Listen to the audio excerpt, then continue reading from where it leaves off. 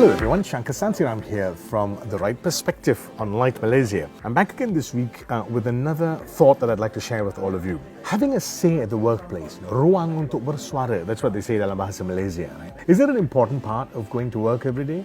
Absolutely. Look at offices like this, right? One of the biggest problems that many organizations face, many people in organizations face, is they feel that they have opinions, they have ideas, and they have solutions, and no one actually wants to listen to them.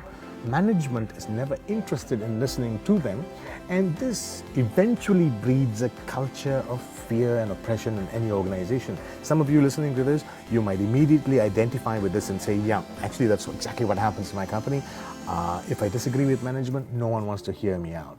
Having a say is really important, and to all the bosses, managers, leaders out there, you really need to give space to your people to speak.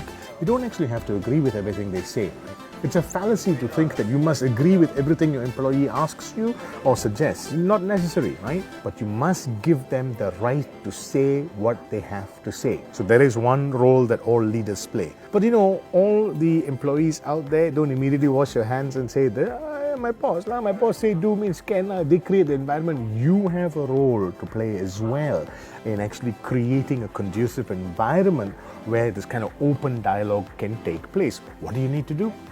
3 things. I want to remind you of 3 things, right? Firstly, know your job. Become an expert at what you do. Seriously.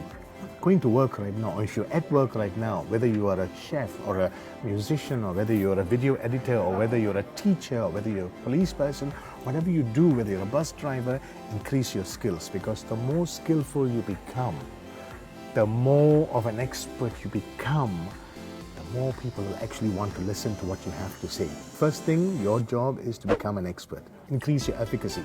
Next, you know what you need to do? Have good relationships with people. I go to restaurants. Sometimes I walk into a restaurant, I can't find a table. But because I know the waiter or the waitress, and because I have treated them with respect, I have been kind to them, but not by giving them tips, but just acknowledging them, knowing their name, smiling at them, not being an idiot when I'm ordering my food. They remember me. Then they look at me and they go like, Mr. Shankar, Dr. Susanna, that's my wife. You're here, no problem, busy. But you know what? Table number 5 is going to finish in about 3 minutes, or they're going to finish in 10 minutes, or they're going to finish in 20 minutes. I'll give you the table. Go and have a cup of coffee here and come. That all happens because I have a relationship with them. Similarly, you need to build relationships with your line leaders. If you have good relationships, they're willing to listen to you. And the final, possibly the most important thing is, listen. When you make mistakes, we all make mistakes. My life is a series of mistakes I've made in order to get to where I get to. When you make a mistake, don't hide, don't cheat, don't bluff, don't try and talk your way out of it.